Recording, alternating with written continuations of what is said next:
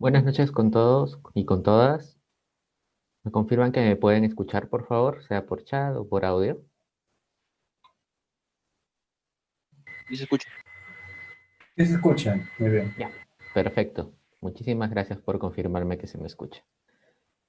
Bien, buenas noches nuevamente con todos.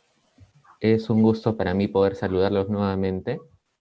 Mi nombre es Franco Danos Lezama y hoy los voy a acompañar en el taller de redacción de documentos en la gestión pública, el segundo de los talleres que estamos haciendo para tratar de mejorar algunas de nuestras habilidades o pulir en otros casos las habilidades que tenemos para redactar documentos.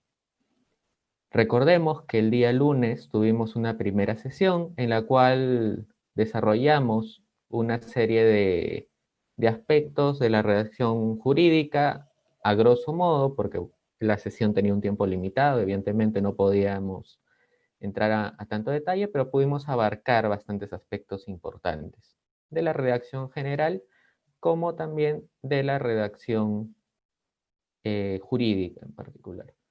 Hoy lo que vamos a hacer es profundizar algunos puntos de la redacción de documentos de la gestión pública, no sin antes hablar algunos puntos de redacción general y algunos consejos prácticos para muchos de los que puedan redactar. Y esto no es algo aislado, esto está muy concatenado con el taller primigenio. Vamos a ver cómo algunas cosas que hemos visto en el taller anterior van a sernos de utilidad para este nuevo taller. Así es que es importante recordar varias de las cosas que hemos visto antes y vamos a tener algunos ejercicios, igual que la vez pasada. Sí les voy a pedir que por favor tengan el micrófono en silencio, salvo las partes de preguntas que puedan ir formulándose para no tener que estar poniendo el silencio permanentemente. Bien, comencemos con el taller. Eh, la mayoría de ustedes ya me pudo acompañar la ocasión anterior. Como saben, soy abogado. He trabajado muchos años en la gestión pública, tengo un máster en gestión pública, pero también he visto bastantes temas de emprendimiento e innovación, información académica. Tengo estudios también de maestría en lo que son derecho constitucional y derechos humanos, y también estudios de posgrado en redacción, gramática y sintaxis, que es una de las razones por las cuales tengo el gusto de acompañarlos ahora.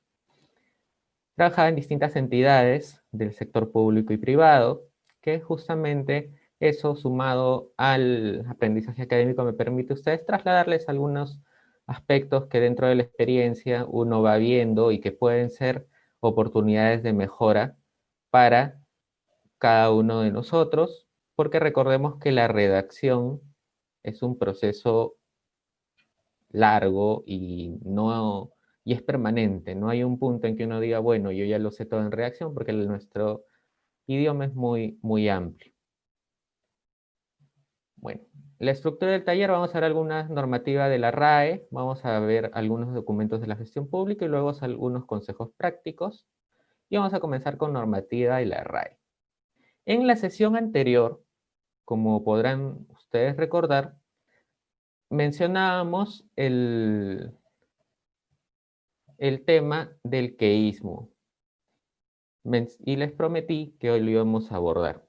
Muchas veces, y esto lo he escuchado en jueces, fiscales y abogados que enseñan redacción jurídica, ellos ya denominan queísmo al uso de el término que al momento de iniciar un párrafo permanentemente dicen ese es queísmo. Y yo les comentaba que eso no era queísmo. Eso era simplemente una omisión del uso de conectores. Pero la figura del queísmo y el dequeísmo sí existe. Es una figura que está normado y que son errores que cometemos muy seguido y lo podemos ver en muchos documentos en el día a día. Vamos a abordar estos puntos y después vamos a ver algunos ejemplos también. El dequeísmo y el queísmo, dos figuras que están directamente conectadas y que de hecho generan mucha confusión, pero yo estoy seguro que con la experiencia que ustedes tienen, tanto académica como profesional, lo van a poder entender sin mayor problema y van a ver cómo ya no vamos a caer en dequeísmos ni en queísmos. Vamos a comenzar con lo que es el dequeísmo. ¿Qué es el dequeísmo? El dequeísmo se da cuando se omite la preposición generalmente de en contextos en que sería necesario poner de qué u otras formas de preposición más que.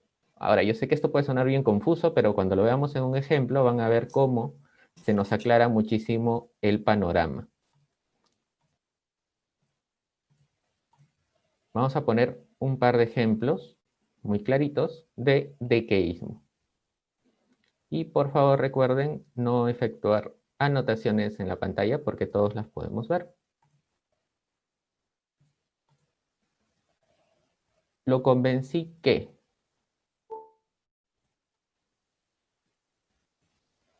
Y no cabe duda que.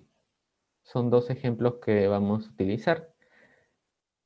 Aquí, ¿por qué lo estamos usando de ejemplos? Porque este es la omisión del de. Aquí sería lo convencí de que y no cabe duda de que. Y es muy usual hasta en el Tribunal Constitucional ver errores de este tipo. Les voy a enseñar en un momento cómo detectar el dequeísmo y el queísmo. Solo les estoy poniendo un ejemplo para que se entienda de qué estamos hablando. Aquí estas dos oraciones están escritas de manera errada porque deberían llevar la preposición de antes del que. Y el queísmo, que les decía que está directamente vinculado con esto, es más bien el uso innecesario de la preposición de entre el verbo y la conjunción que. En el caso anterior, nosotros recordando, era cuando no utilizas la preposición de. En este caso debía ir de, pero no se la utilizó. Y en este caso es al revés. Aquí se utiliza. Él dijo de qué, yo creo de qué. Así es que en esos casos, ahí es la omisión de la preposición de. Él dijo de qué no es, sería él dijo que. Yo creo de qué tampoco sería, es yo creo que. Pero vamos a entenderlo un poco mejor con alguna técnica para diferenciar el dequeísmo del queísmo. Cuando nos encontremos ante la necesidad de determinar si va qué o de qué, vamos a hacer algo muy sencillo. Vamos a hacernos una pregunta. Y si tiene sentido con esta pregunta, vamos a lograr entender si es que se trata de queísmo o de queísmo. Vamos a poner un ejemplo para entender de qué estamos hablando. Les decía que tenemos la duda de lo convencí que, si es que lleva o no. Y siguiendo lo que les digo, hay que convertir la expresión en una pregunta usando la preposición de. Esto sería, ¿de qué lo convencí? ¿De qué lo convencí? Es correcto. No podríamos preguntar ¿qué lo convencí? Así es que al ver que en efecto el de es necesario, eso significa que debería ir lo convencí de qué. ¿Hasta ahí estamos claros? Perfecto. Vamos con más ejemplos.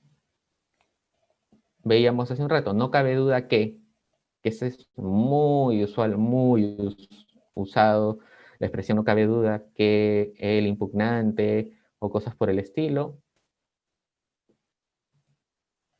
¿Se puede formular la pregunta con de qué no cabe duda? Sí, se puede formular. Y entonces nos daríamos cuenta de que tenemos que usar no cabe duda de qué. Tenemos otra duda, él dijo de qué. Es posible preguntar de qué dijo, no es posible, porque de qué dijo no tiene sentido. Sería qué dijo. Entonces, si la pregunta sería qué dijo, él sería simplemente él dijo qué. Así es que esta es una estrategia muy, muy útil para saber cuándo usar qué y cuándo usar de qué. Y a continuación vamos a poner esto en práctica con algunos textos un poquito más elaborados. Esto les voy a pedir su participación a través del chat, tanto por Zoom como por YouTube, para que podamos ver de mejor manera si se ha llegado a interiorizar el concepto. Vamos a poner el ejercicio 1. Pienso de que el imputado es culpable. ¿Ustedes qué dicen? ¿Está bien escrito? ¿Está mal escrito? ¿Está bien pienso de qué? Pues pienso qué y por qué. ¿Cuál sería la pregunta que yo me formularía para saber si es que está bien o no?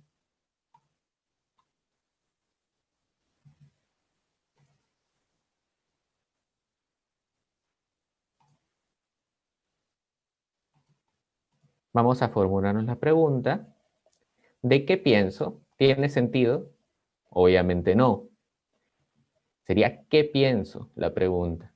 En tal sentido, no sería aplicable el uso de. Y la respuesta correcta sería pienso que el imputado es culpable. Vamos entendiendo, creo ya un poco más claro de qué estamos hablando con el tema del queísmo y el dequeísmo. Si es que vamos con otro ejercicio, les voy a dar unos segundos para que ustedes me digan, ¿está bien o no está bien ese ejercicio? Mi patrocinado no se dio cuenta que lo perseguían. Ojo que este tipo de errores no solo se cometen al momento de redactar, los cometemos muchas veces al momento de hablar también. A ver, los dejo unos segundos para que ustedes puedan revisarlo y decirme si es que está bien o está mal. Y recuerden cuál es el procedimiento que debemos seguir. Hacernos la pregunta.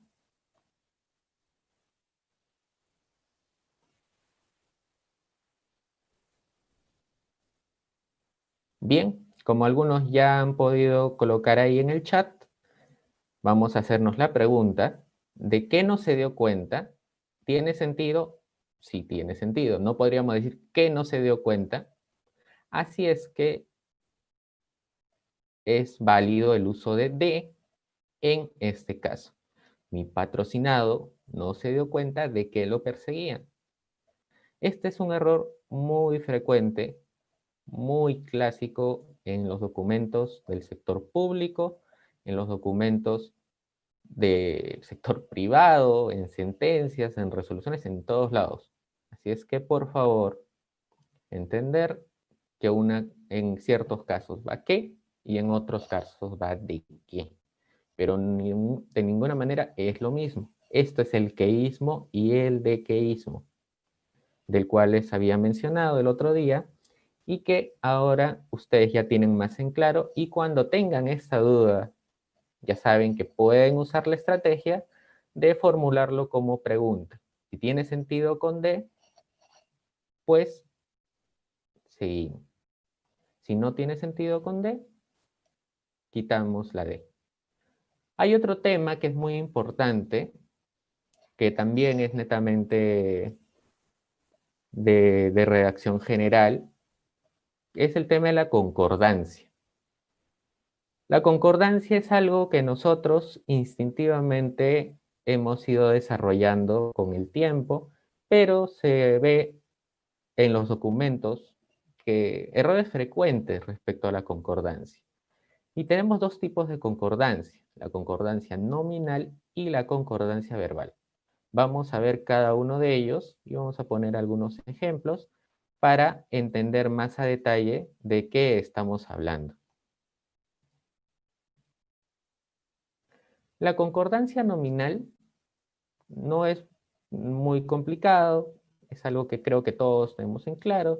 Obviamente, si nosotros estamos hablando de una abogada, si queremos decir la nueva abogada, todo va a llevar el género femenino. La nueva abogada, yo no puedo decir el nuevo abogada.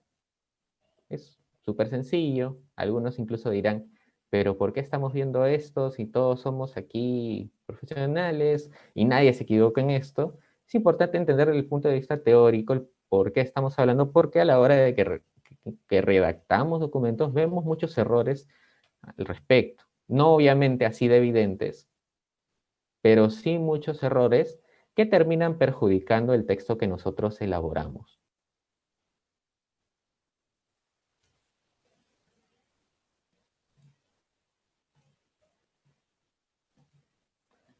Bien, seguimos con el siguiente ejemplo, el pronombre con su antecedente o su consecuente.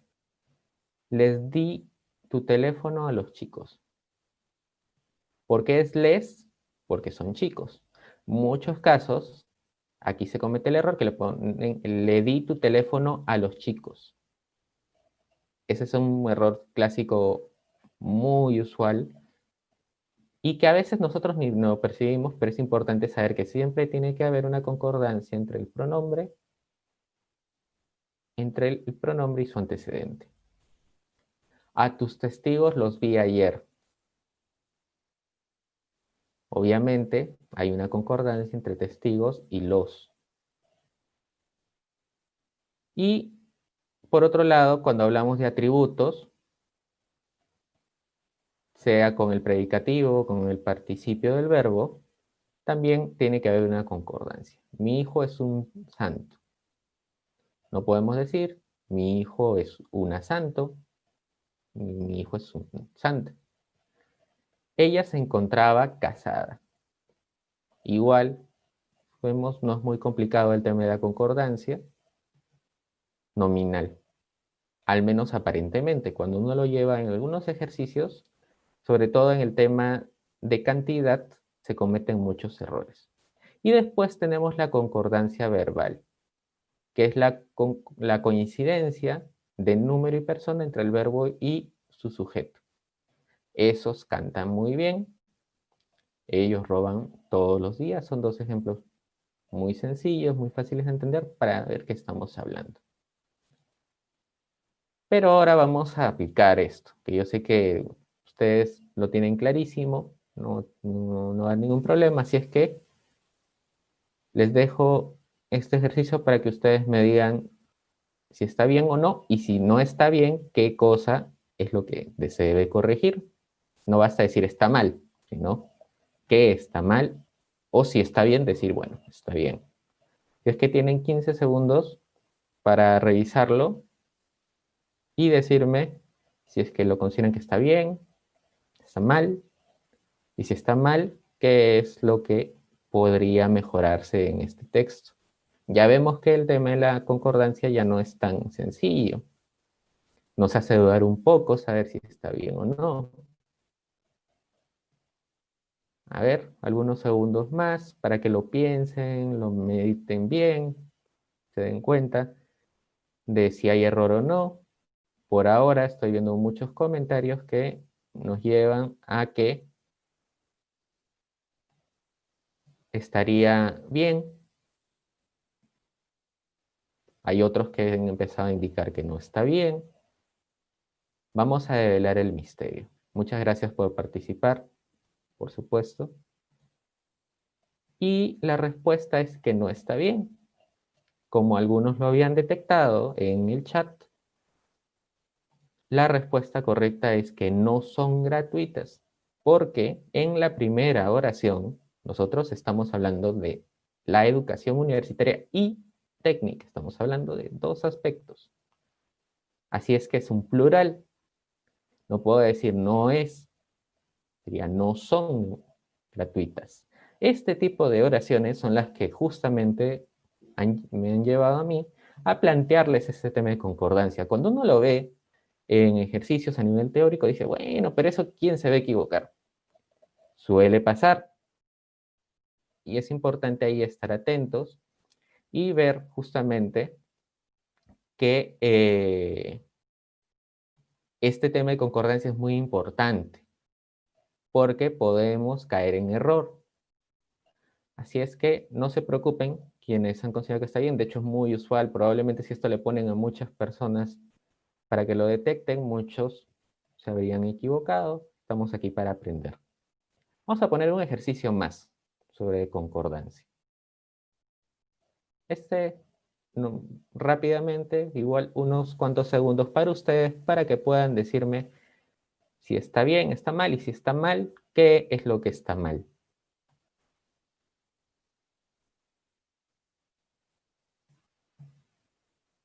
Ahora el horario y el lugar era otro.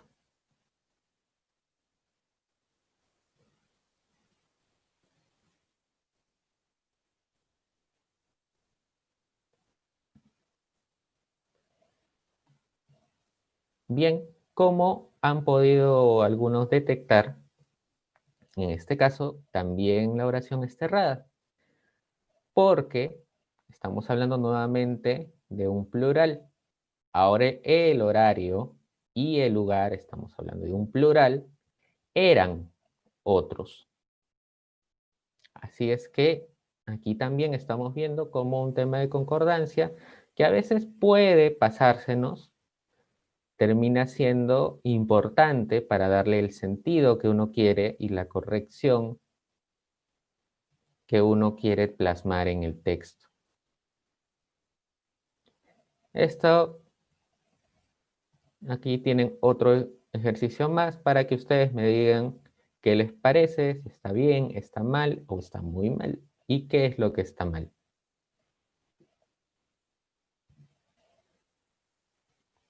Morphy y tú es testigo peligroso.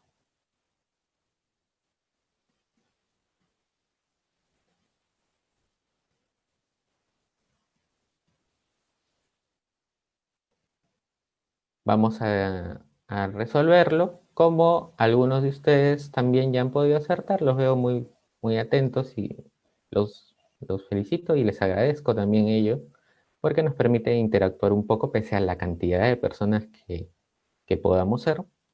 En efecto, es un plural. Morfí y tú son testigos peligrosos. Así es que aquí vemos cómo el tema de la concordancia termina siendo algo importante al momento de redactar. El tema, veamos siempre, analicemos la oración, cada oración que redactemos como un conjunto, no cada palabra aislada. Así es que ya estamos claros con el tema de la concordancia y vamos a seguir. Estoy viendo que algunas personas están levantando la mano. No se preocupen que al final de la presentación vamos a tener un espacio de preguntas para que puedan formular todas las preguntas que deseen.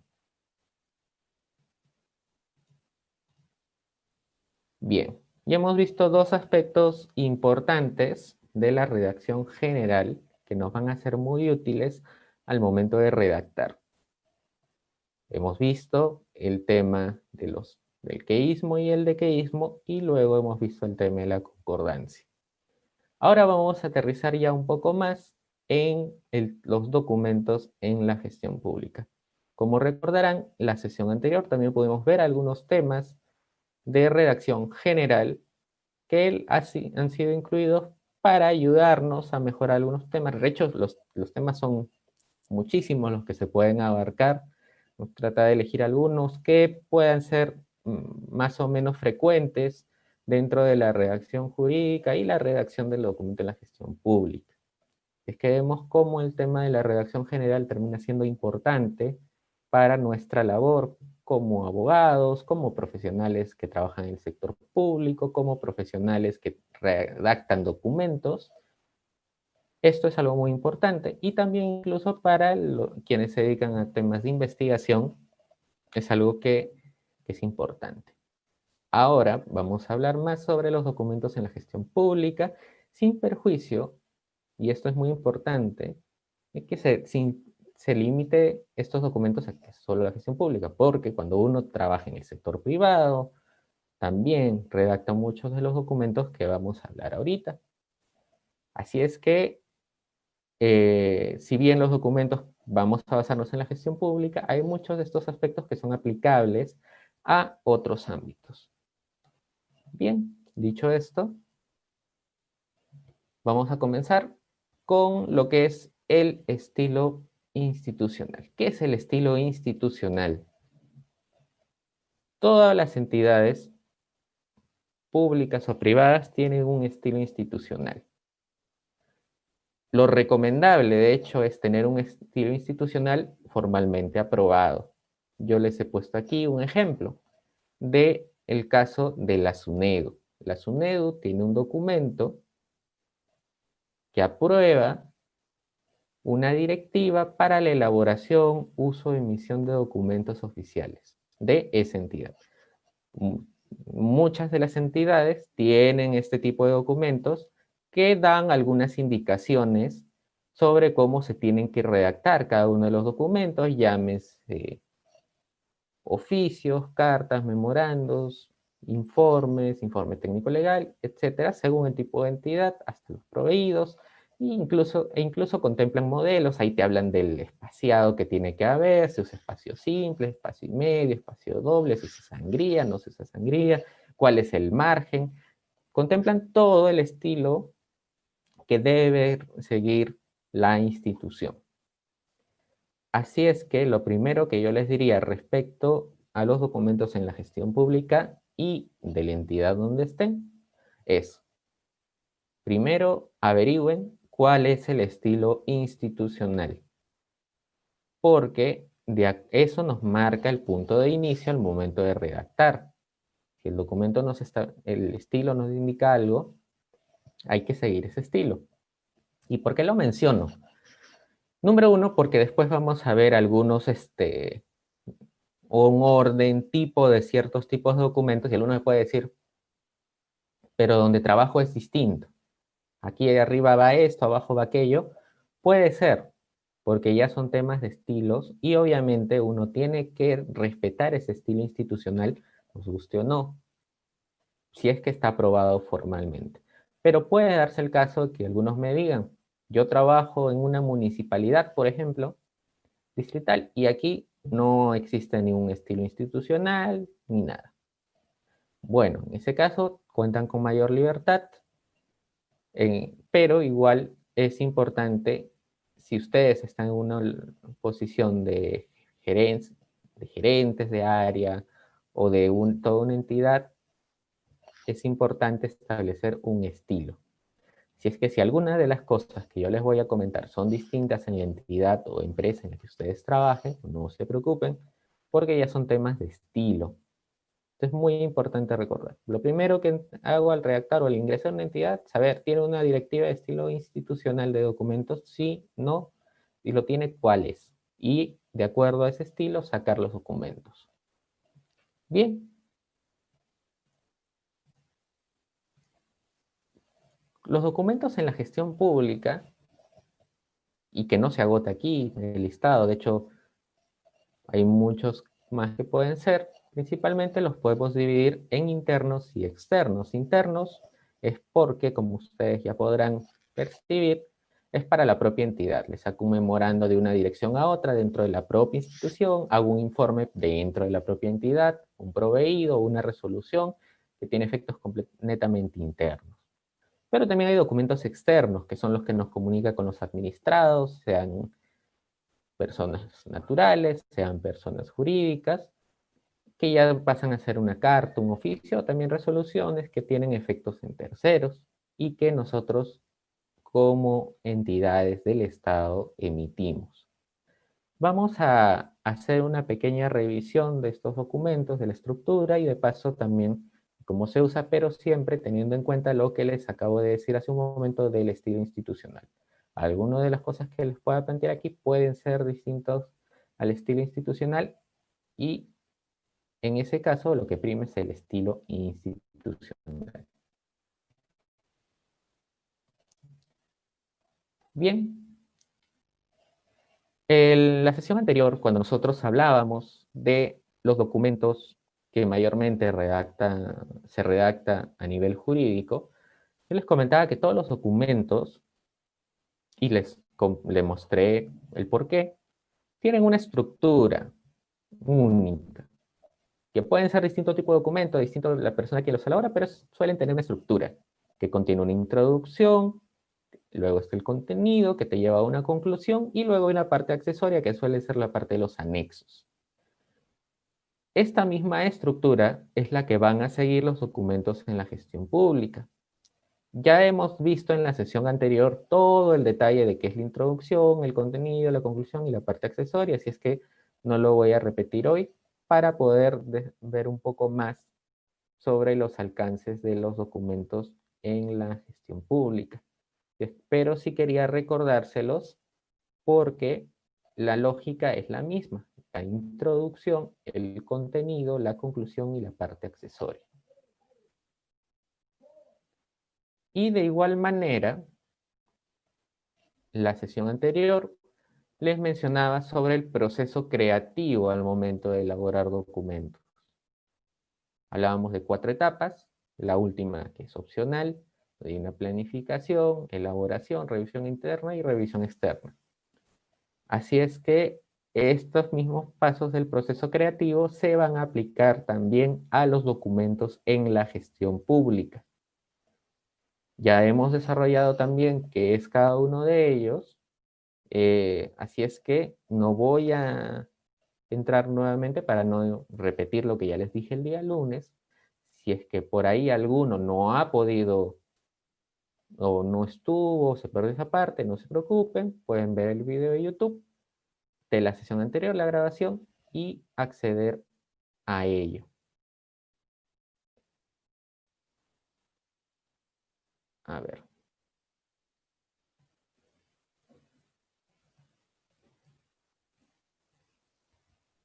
Vamos a seguir.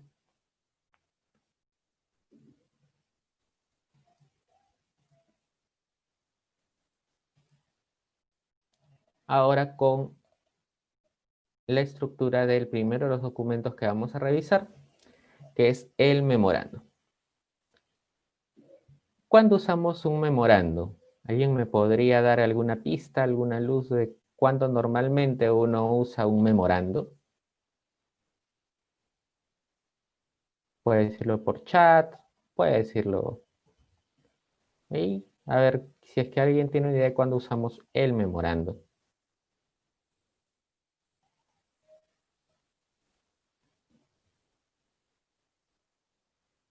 A ver, damos unos cuantos segundos para que puedan poner ahí cuándo usamos un memorando dentro de una entidad.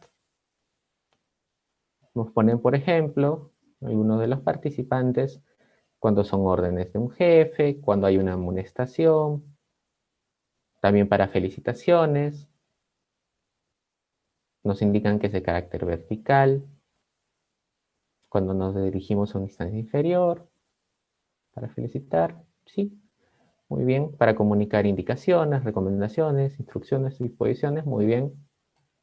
Bien, en principio el memorando es un documento de uso interno, como lo vimos hace un momento. Así es que va a ser para la propia entidad. Si yo, por ejemplo, trabajo en el Ministerio de Cultura y le quiero sacar un documento dirigido al Ministerio de Educación, yo no voy a hacer un memorando, porque es un documento exterior. Voy a hacer simplemente un... Y aquí hay un pequeño error, debería decir memorando.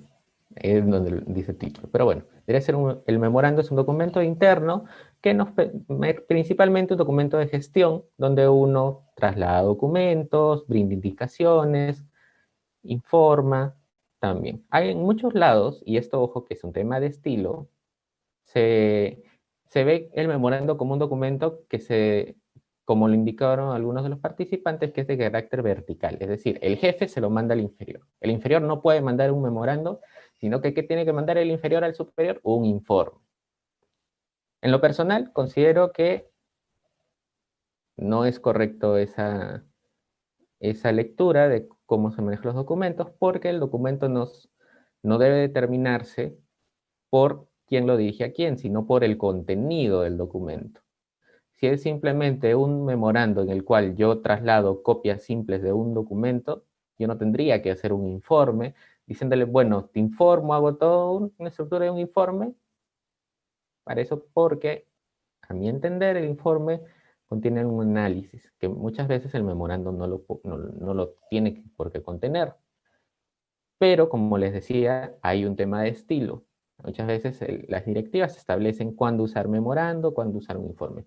En lo personal, si de mí dependiera, yo les diría, usen memorando para toda comunicación netamente de carácter interno y que no requiera un análisis de hechos que los lleven a una conclusión, sino simplemente cuestiones de mero trámite, usar un memorando. Bien, ahora, el memorando tiene una estructura que, como les digo, va a condicionarse mucho de lo que establezca la directiva interna, pero que usualmente lleva el gran sello del Estado. Creo que una gran cantidad de personas que trabajan en el sector público saben cuál es, que es esa parte del encabezado donde dice el nombre de la entidad, luego está el nombre de la dirección, con la dependencia de esa entidad, y obviamente con el símbolo del Perú. Luego viene la denominación del decenio, la denominación del año. Luego ahí debería decir memorando, número. Ojo que cuando citen la abreviatura de número es esa, según la RAE, no es la N mayúscula y el signo de numeral, no es la N mayúscula punto y el signo de numeral, es la N minúscula punto con el signo de numeral, y la codificación interna, que es el número de documento que se está emitiendo, el año y la codificación que pueda tener siempre esto, ¿no? Ahora, en lo personal yo considero que todo, todo, creo que sin querer interrumpir la parte del compartir. Denme un momento para ponerlo nuevamente.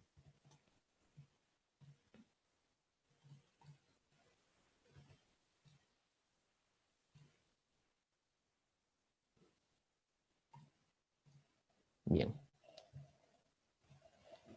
A, obviamente, se pone la persona a quien se está dirigiendo el documento. B, quien está emitiendo el documento. Ahora, viene un tema que lo quiero aclarar de una vez, que es, ¿cuál es la diferencia entre asunto y referencia? Y se los digo porque muchas veces, como les mostré al inicio, he tenido la oportunidad de trabajar en muchas entidades del Estado, y siempre he visto una confusión muy grande entre asunto y referencia. Yo sé que para algunos puede ser algo muy simple, pero suele haber una confusión en este aspecto. Yo les pediría que me indiquen cuál es la diferencia entre asunto y referencia. Usarles unos 30 segundos para que puedan ustedes decirme cuál es la diferencia entre asunto y referencia del documento.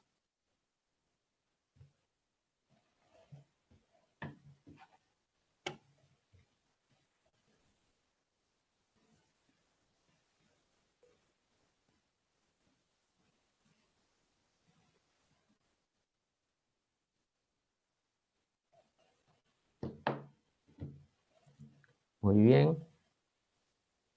La referencia cuando indica algún documento previo, colocan por ahí. También cuando el asunto de lo que trata el documento, el tema. Indican que la referencia se debe colocar el número del documento previo. La razón de la comunicación nos indican que es el asunto. Muy bien.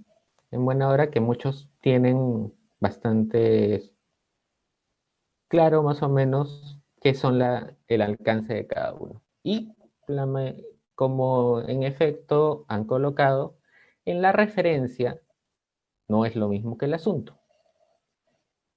El asunto lo que lleva, como bien lo han indicado algunos de los participantes, el asunto, perdón, es el por qué estamos haciendo este documento.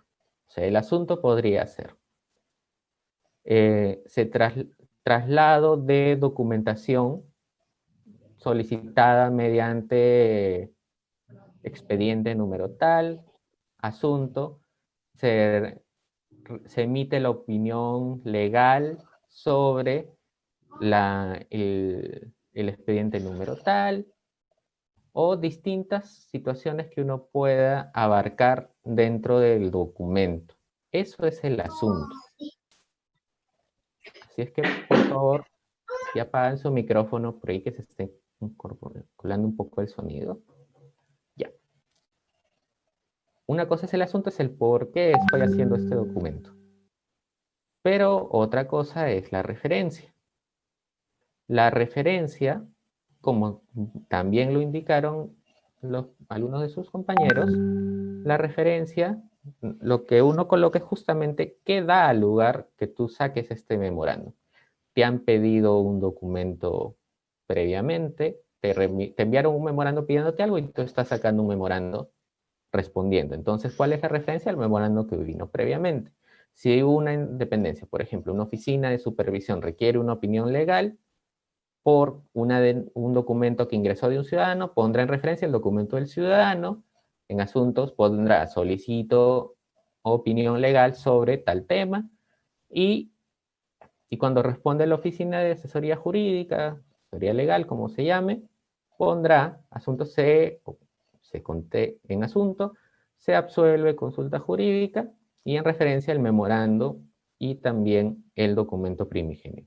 ¿Para qué nos sirve la referencia? Para identificar cuál ha sido el tráfico del documento. Y es muy útil cuando son varios documentos que anteceden a a la comunicación que nosotros estemos elaborando. Así es que aquí es muy importante diferenciar el asunto y la referencia. Vi algún comentario respecto a si siempre debe ir referencia. Yo sugiero que siempre pongan referencia en la medida que haya un documento previo, ¿no? Si es, no sé, un documento, use el primer documento que sale de oficio por algo que detectó la entidad y no hay un antecedente previo, pues bueno, no podría omitirse, pero solo en ese caso. Yo recomiendo siempre poner el asunto y la referencia, porque además, para efectos de los sistemas de gestión documentaria, es muy útil tener la referencia. Luego se coloca la fecha, y después ya vamos con el contenido del memorando. El contenido, como les dije, sigue la misma lógica de lo que les mencionaba en la sesión anterior. Hay que indicar previamente primero, por qué estamos sacando este documento. Segundo, qué es lo que queremos. Y listo, no requiere mucho más análisis un memorando. Es súper sencillo, luego la firma, la posfirma, los anexos si es que los hubiera. Un consejo también, más basado en la experiencia, cuando adjunten documentos, coloquen la cantidad, qué documentos están adjuntando y cuántos folios, cuántas hojas son en total para efectos documentarios. Es algo muy útil. Bien, eso es el memorando. Ahora vamos a hablar del informe. Los informes, como les mencionaba, son documentos que normalmente requieren un análisis de hechos o un análisis legal. En algunos casos tienen informes técnicos, informe técnico legal, informe legal. Va a depender mucho de la entidad, pero yo los voy a agarrar, juntar todos y denominar simplemente informe. Por informe vamos a entender aquellos documentos en los cuales se analiza una situación y nos lleva a conclusiones o recomendaciones. Vamos a seguir la misma estructura, el gran sello del Estado, la denominación del decenio, la denominación del año. Obviamente va a ser informe, el signo de numeral que ya les acabo de indicar cuál es. Y comenzamos con el objeto. El objeto, a diferencia del asunto, indaga un poco más en para qué se está haciendo el informe. Es algo que muchas veces se pasa por algo, pero es importante incluirlo porque nos delimita bastante qué es lo que vamos a ver. Recordarán en la sesión anterior que hablábamos del marco temático, el tema general, el tema específico. Aquí en el objeto se plasmaría el tema específico. Y con el tema específico lo colocamos en el objeto porque va a delimitar sobre qué vamos a hablar en el informe. Luego viene etapa de antecedentes. Los antecedentes vamos a contar básicamente los documentos previos que han llegado, que se van a analizar, los hechos que han ocurrido, qué ha sido lo que nos ha llevado a tener que elaborar este informe. Mayormente los informes, de una u otra manera, siempre van a requerir la aplicación de normas. Y ahí se llega a la parte de base legal. Y aquí una observación importante. Muchas veces se comete el error de decir base legal. Me voy nuevamente al ejemplo de las municipalidades. Colocan ley orgánica de municipalidad, la ley general la ley municipal actual, las normas ponen la ley tal, constitución, ley de contrataciones con el Estado, enumeran normas. Pero ¿cuál es el defecto con eso? Que lo pone básicamente por cumplir. Lo ideal en toda base legal que uno coloque en documentos es colocar identificando el artículo, inciso, numeral, literal que uno se está basando, obviamente indicar la numeración completa de la norma y también incluir el por qué lo estamos incluyendo en el informe. Muchas veces ponemos base legal por cumplir y también a veces se pone base legal que no aplica al caso. Así es que es importante tener mucho cuidado con el tema de la base legal que uno coloca, que muchas veces uno la deja bastante de lado, pero que es importante. Así es que después de la base legal ya efectuamos el análisis en sí de los hechos que he descrito en los antecedentes. Ya los hechos ya los describí. Aquí entra la etapa de analizar. Entre los antecedentes y las normas que yo he citado, analizo todos los hechos que se han suscitado. ¿Para qué? Para arribar a conclusiones. Las conclusiones, la parte que muchas veces es la única que se lee en los informes. Igual es importante no dejar de lado el análisis ni las otras etapas. Y también puede arribar a recomendaciones de ser el caso. Recordemos que estos, una descripción tipo, podría ser que hayan informes en ciertas entidades que no incluyan recomendaciones, todo va a depender de qué sector estemos hablando y también del estilo institucional. Luego sigue la firma, la posfirma y los anexos. Y con eso tenemos listo nuestro informe. Yo lo estoy poniendo la carta y el oficio como uno solo porque en realidad son muy similares. Usualmente, y esto les voy a pedir su apoyo y su participación, ¿qué diferencia una carta de un oficio? Normalmente, según su experiencia, según lo que han podido ver, ¿para qué casos se utiliza una carta y para qué casos se utiliza un oficio? Y les pregunto esto porque hay muchas entidades, muchísimas entidades que sacan cartas y oficios por doquier y no se tiene ni siquiera claro para qué es cada documento. Si es que yo les pediría que indiquen cuál es la diferencia entre carta y oficio.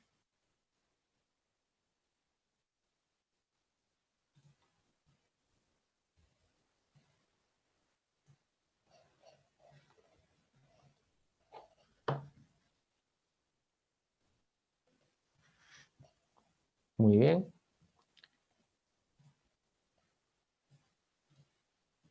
Ya como algunos están indicando, indican que es para comunicarse con instituciones o empresas, algunos colocan que es para cargos superiores, cartas para personas naturales,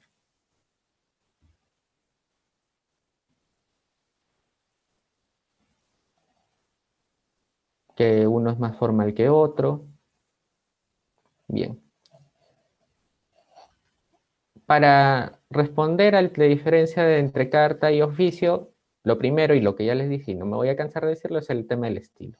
La entidad va a establecer un estilo de conducir, pero a nivel general y la recomendación para esto utilizo cartas cuando me estoy... Ambas cartas y oficios son comunicaciones externas, o deberían serlo en todo caso, porque sí pasa que a veces se mandan este tipo de documentos internamente. Yo les recomiendo Porque tú usas los tener otros. en cuenta que la carta y oficio son documentos externos, fuera de la entidad. La carta va a ir normalmente a personas naturales. Ambos son documentos formales. La principal diferencia entre ambos es a quién se le remite.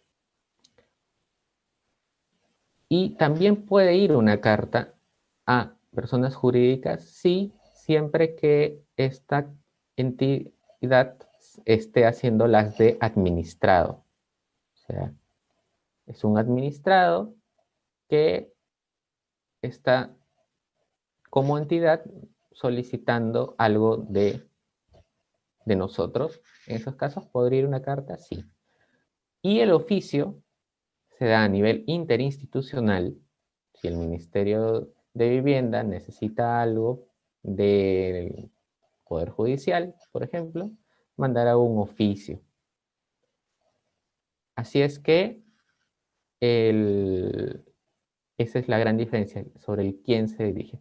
Y también a personas jurídicas, siempre que no sean administrados. Pero como les digo, esto no es absoluto. Esto se flexibiliza y va a depender mucho de la entidad en que ustedes laboren.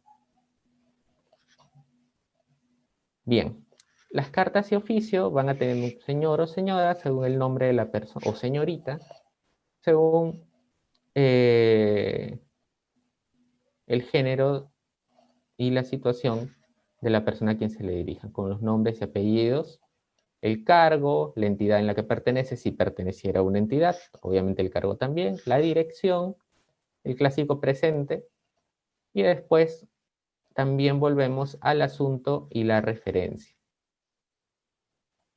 El asunto y la referencia ya los hemos visto, y después está el contenido y la firma del documento. ¿Podrían ir anexos? También podrían ir anexos. Va a depender mucho de qué estamos hablando. Y después tenemos resoluciones, que son quizás los documentos junto con los informes los más complejos que uno ve en el sector público. La parte del encabezado es similar a los otros, el ganso y el estado, la denominación del decenio, la denominación del año, y luego terminar resolución con la codificación interna. Hay una primera parte del visto.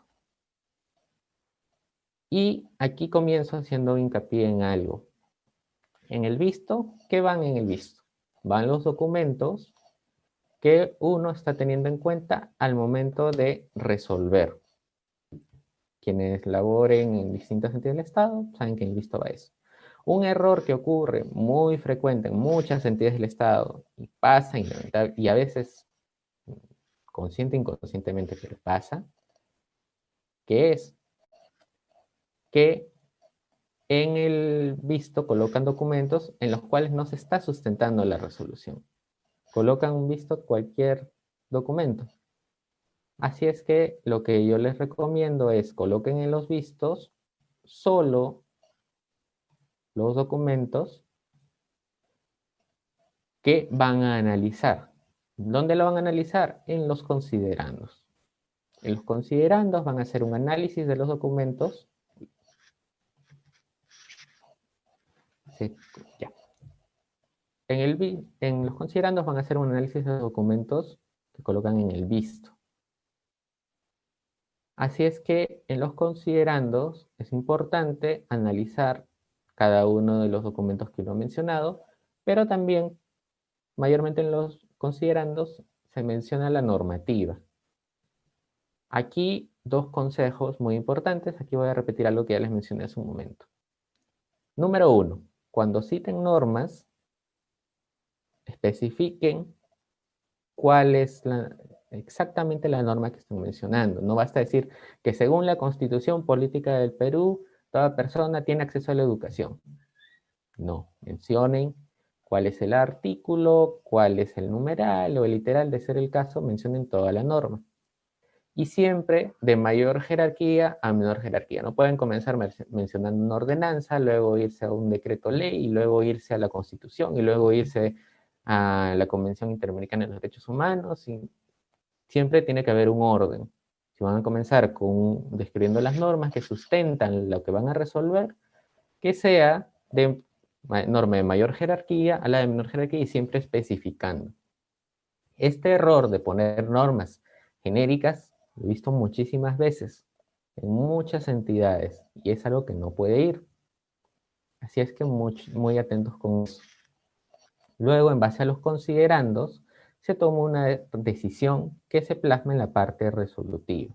El famoso se resuelve. Yo recomiendo mucho ponerlo en artículos, artículo 1, artículo 2, y va a depender la cantidad de artículos, el alcance, ¿no? Luego la firma, posfirma y anexos de ser el caso. Bien, hemos analizado algunos de los documentos más frecuentes que se usan en las entidades públicas. Ahora vamos a revisar algunos consejos prácticos. Cuando uno redacta documentos, en general en el sector público, debe tratar de ser claro y simple. ¿Por qué? Porque la mayor cantidad de documentos que nosotros elaboramos van a ir para ciudadanos. Y la mayoría de estos ciudadanos no son abogados, ni tampoco son especialistas en las materias. Si es que si uno plantea términos complicados, va a ser improbable que nos entiendan. Como por ejemplo, el uso de términos jurídicos o aquellos que le quieren poner palabras en latín para que se entienda o palabras en inglés. No, eso no se debe usar en documentos en la gestión pública, porque recordemos que el receptor de esos documentos, en su mayoría, son ciudadanos de a pie que no tienen por qué saber de términos jurídicos ni extranjerismos. Así es que tratar de ser lo más sencillo, pero no por eso dejar de lado el tema de la adecuada motivación que deben tener los documentos diversos que nosotros hagamos. Así es que, por favor, eviten el uso de términos jurídicos muy complicados y los extranjerismos. Y un consejo adicional que poco a poco ya se va implementando, pero que hay muchas entidades que aún no lo hacen, es a lo largo de los documentos uno cita que según el artículo tal, que según el número tal, pero no especificamos exactamente qué dice esa norma. Así es que la sugerencia es siempre citar en nota al pie. Si yo menciono según el artículo 2 de tal norma, lo pongo en nota al pie que dice literalmente esa norma. Porque volviendo al tema, siempre que uno redacta algo no lo debe ver como para uno mismo, sino pensando en la persona a quien va dirigido, en el receptor.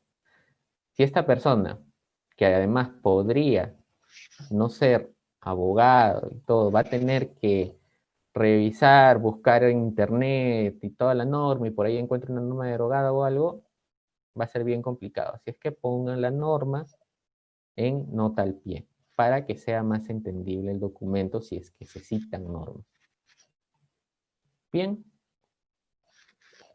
Ahora, hay algo muy importante a tener en cuenta. Esto es un poquito de derecho administrativo, pero que es completamente aplicable a la hora de redactar. Muchas veces, entidades muy grandes, incluso con resoluciones de la máxima entidad, de la máxima autoridad dentro de la entidad, emiten documentos, pero cometen un error que después les puede acarrear problemas. ¿Problemas en qué sentido? Cuando los impugnan o los llevan a un proceso contencioso administrativo y los dejan más susceptibles a que se dejen sin efecto. ¿Qué es?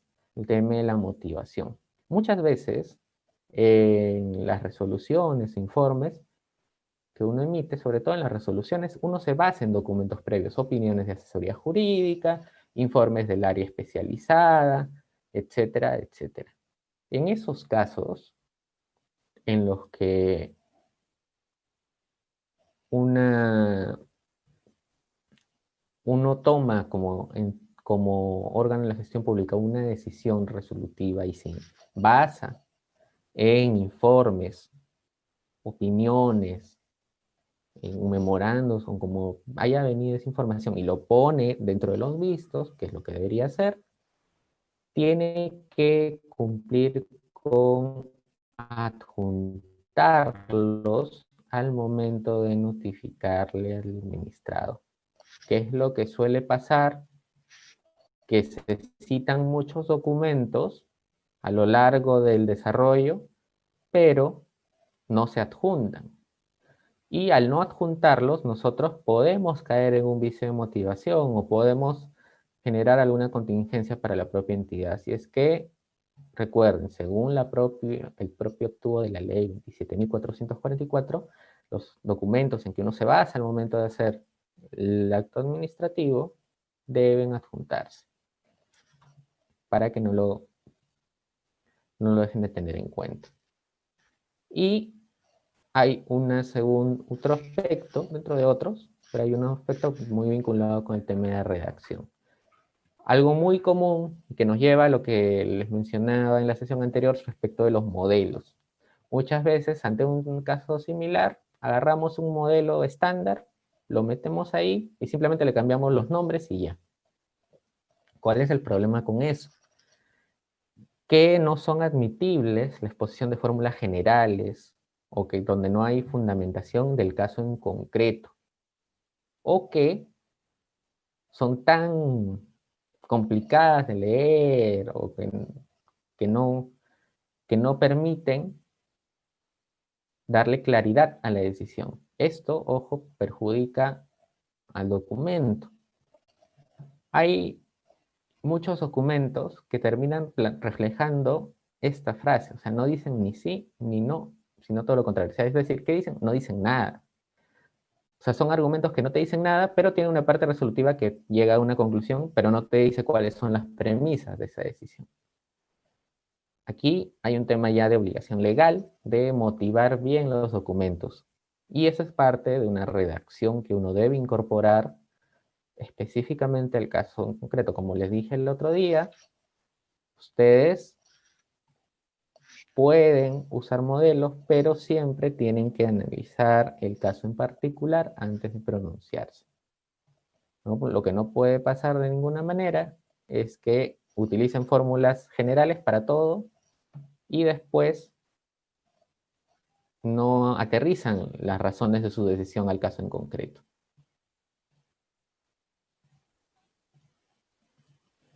Hay un error muy frecuente al momento de redactar escritos, que es el tema del año.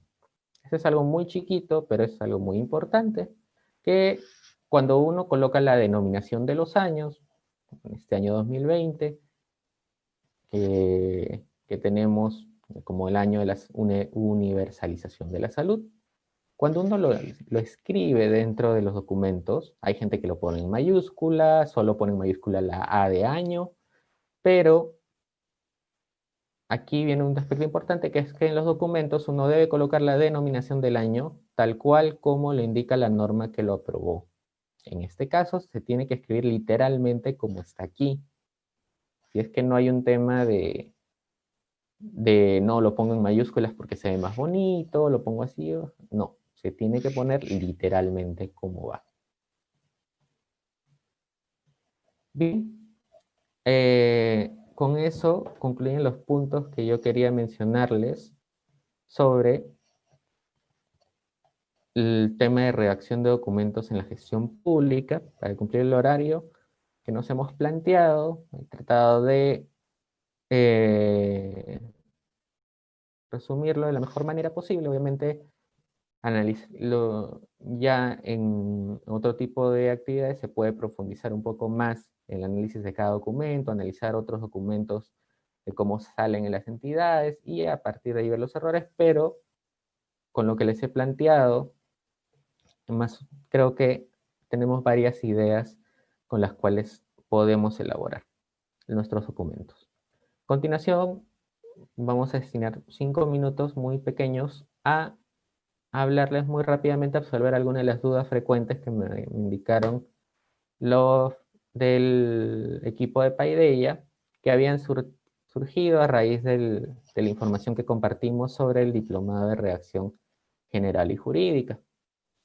Si es que lo hemos visto como un tema de preguntas frecuentes, para quienes no saben de qué les estoy hablando, les estoy mostrando la información general. El diplomado inicia el 1 de agosto, es decir, el sábado de la próxima semana. Las clases son los días sábados, de 9 a 12 del mediodía, y dura 9 semanas. Han surgido muchas preguntas a raíz del tema, así es que voy a tratar de responder las preguntas frecuentes porque quizás son algunas de las dudas que ustedes pudieran tener. Y después de esta parte de hablar del diplomado, vamos a absolver las preguntas que ustedes tengan sobre los temas que hemos visto en la sesión de hoy. El diplomado tiene 2 docentes. La primera es Ana Lucía Martínez. Ella es, como bien lo indica su hoja de vida, un resumen ahí, es magíster en Literatura y Cultura Latinoamericanas por la Universidad de Colorado. Es graduada de la Facultad de Humanidades de la Pontificia Universidad Católica del Perú, con especialidad en Literatura Hispanoamericana. Ana Lucía lo que principalmente va a tratar son los temas de redacción general, porque es su especialidad. Ella lleva más de 11 años enseñando estos temas en la Universidad Católica y en la UPC, entre otras universidades. Además de dictar distintos talleres en entidades como la Escuela Nacional de Edición, entre otras. Así es que ella va a ver la parte de redacción general, y por mi parte, en mi labor de abogado, vamos a ver la redacción de documentos jurídicos, que va a aterrizar también todo lo que se ha visto previamente de redacción general, que es lo que hemos podido compartir en algunas pinceladas al inicio de cada uno de estos talleres, que como podrán ver son muy importantes al momento de la redacción. Nos preguntaban también sobre el sistema de evaluación. En las clases, la asistencia no es lo que se califica en sí, porque las clases son grabadas. Si es que alguien no puede asistir a las, mejor dicho, las clases son en vivo, son los días sábados de 9 de la mañana a 12 del mediodía. Pero si alguien no pudiera asistir, la grabación de la clase se va a subir al aula virtual y van a poder acceder. ¿Por qué? Porque la evaluación son sobre los textos que van a tener que producir los participantes. Y para hacerlo, obviamente, van a tener que ver la sesión de la clase. Y adicionalmente va a haber un proyecto final. Y sobre el proyecto final también preguntaron varios preocupados, ¿qué es el proyecto final? ¿Qué pasa si no lo puedo hacer? El proyecto final no es nada del otro mundo tampoco, porque el proyecto final está basado en los documentos que ustedes ven frecuentemente. Por ejemplo, si alguien trabaja en el Poder Judicial y se encarga de proyectar sentencias, su documento final, ¿qué será? Una sentencia. Y si lo hace en el ámbito laboral, una sentencia laboral. Como les decía, por favor no hagan anotaciones, que todos los pueden ver. Bien. El proyecto final es un documento de lo que ustedes normalmente realicen, solo que va a ser tutorizado. Va a ser con la asistencia de los docentes que les mencioné hace un momento, permanente hasta un texto final. O sea, va a haber una retroalimentación permanente que va a permitir realmente generar eso, el impacto en cada uno de los estudiantes. Contenido, como lo hemos visto, son 7 módulos. El proyecto final es el último. Los 4 primeros módulos abarcan todo lo que es redacción general. Los 2 siguientes módulos abarcan totalmente lo que es la redacción de textos jurídicos y administrativos, que son los que estábamos viendo en esta presentación. Y luego, netamente la planificación, las etapas para la elaboración de documentos jurídicos y el proyecto final que ya les mencioné. Las clases son síncronas, o sea, en vivo. Sí, las clases son dictadas en vivo para que pueda haber interacción directamente, pero en caso no pueda asistir el participante a las reuniones, estas van a ser grabadas. Y preguntaban, ¿la certificación que dan es válida para concursos públicos? Y la respuesta es que sí. La certificación que brinda el Centro de Educación Continua Paideia, y para eso previamente se sometió a una consulta en Servir, es válida para concursos públicos. Así es que, por ese lado, no se preocupen, y obviamente para efectos profesionales y académicos, también en el sector privado, público y privado. Una consulta frecuente era el posible fraccionamiento de la inscripción, y la respuesta es que sí, es posible el fraccionamiento en 2 cuotas, una primera al momento de la inscripción y una segunda entre los 30 días siguientes.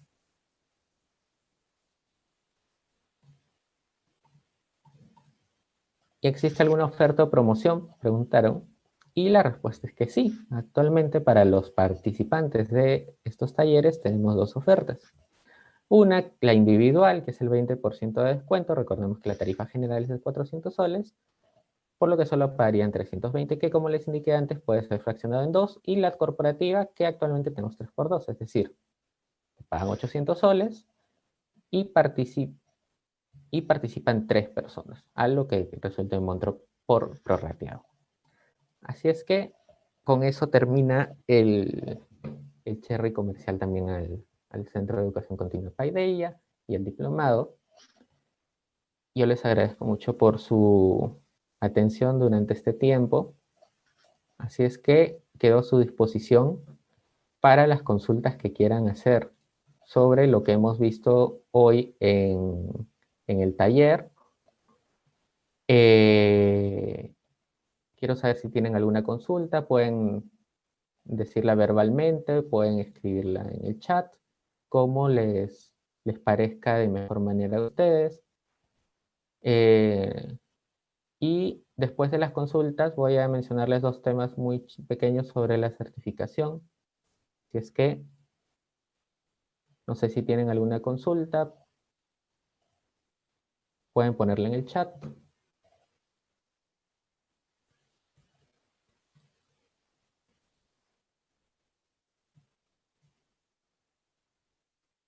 Me están preguntando por las diapositivas. Las diapositivas sí van a estar a su disposición. Se les va a enviar como las diapositivas anteriores que se les mandaron a través de WhatsApp. Y también se les envió el registro del video, ¿no? Si es que por ese lado no se preocupen. No sé si tienen alguna otra duda que quieran aclarar, sea de la presentación de hoy, sea de la presentación del día lunes, como para poder absolverla. Aparte de registrar su asistencia, que recuerden que es innecesario porque el personal de Paideia lo está llevando el control de quienes están conectados. Si es que, aparte del registro de su asistencia, no sé si tienen alguna duda o inquietud que desean aclarar. Bien. Dado que no hay dudas, vamos a concluir esta actividad. Previamente les voy a decir un par de cosas que me han pedido del Centro de Educación Continua de Paideia que se los manifieste. Sobre el tema de la certificación, vamos a enviarles, a ver, previo a esto están empezando a formular algunas consultas, así es que los vamos a absolver. Nos están preguntando sobre las sugerencias de un libro que pueda ser útil para lo que es el tema de redacción. Hay un libro que en lo personal uso 2 fuentes. Por un lado, hay libros que saca la propia Real Academia de la Lengua Española, que ustedes pueden acceder, googlear las publicaciones y entrar. Ahí están realmente toda la normativa de cómo se debe aplicar, qué se debe colocar cómo se deben expresar los documentos, etcétera, etcétera. Así es que pueden ustedes agarrar y revisar la página web de RAE pero en lo personal yo suelo usar libros de corrección de estilo. Recordemos que hay corrección de estilo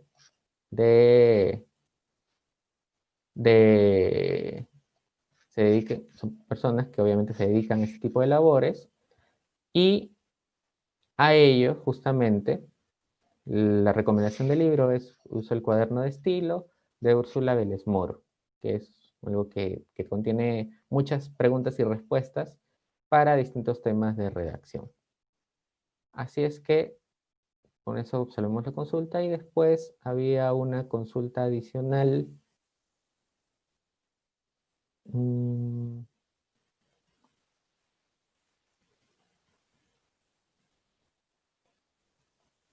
En la clase grabada, como les decíamos, vamos a darles también las clases grabadas, y preguntan si los párrafos de las resoluciones son separadas por punto y coma. En los vistos se consigna el informe legal y demás documentos, o solo es la normativa. En la parte de los vistos, lo que se consignan son documentos. Al momento de hacer resoluciones son los documentos, como informes, como opiniones legales u otros documentos que se usan, que se van a emplear para tomar la decisión y que se van a analizar para tomar la decisión que se vaya a adoptar en la resolución. Sobre la separación por puntos y comas, en realidad ese es un mal hábito. Lo que debería haber es un punto aparte, porque no debería ser un punto y coma, pero es un error frecuente el que indican. Bien. Nos consultan qué considerar para planificar y elaborar adecuadamente un documento. Como les explicaba en la sesión anterior, la clave para un documento es la etapa de planificación. La etapa de planificación, que es cuando uno realiza la lectura del documento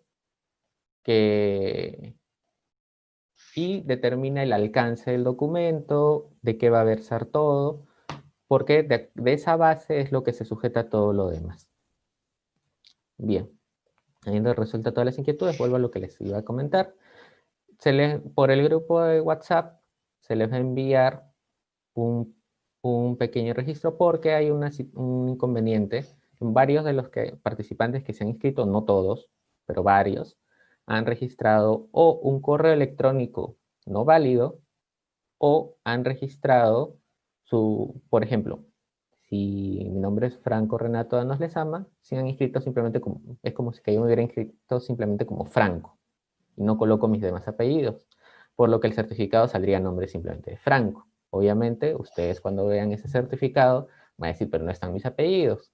Y ante esa situación en la que no se han registrado completamente los datos, es que se les va a mandar un formulario para que ustedes registren los datos puntuales que se van a registrar para el certificado. Y el certificado se va a emitir en los 7 días contados a partir de mañana, porque por la cantidad de participantes requiere una inversión importante de tiempo. Y se les va a emitir por correo electrónico. Por favor, revisen la bandeja de spam, que muchas veces se les remite por correo electrónico a esa bandeja y no lo están recibiendo porque les llega la bandeja de no deseados o de spam. Por favor, revisen bien la bandeja de spam. Bien, les agradezco nuevamente por su atención durante estas 2 sesiones. Ahí están datos con el que pueden contactar, cualquier tema académico que quieran ver, para poderlo ver por ahí. Así es que les deseo una muy buenas noches. Muchas gracias por su atención y nos veremos en otra oportunidad.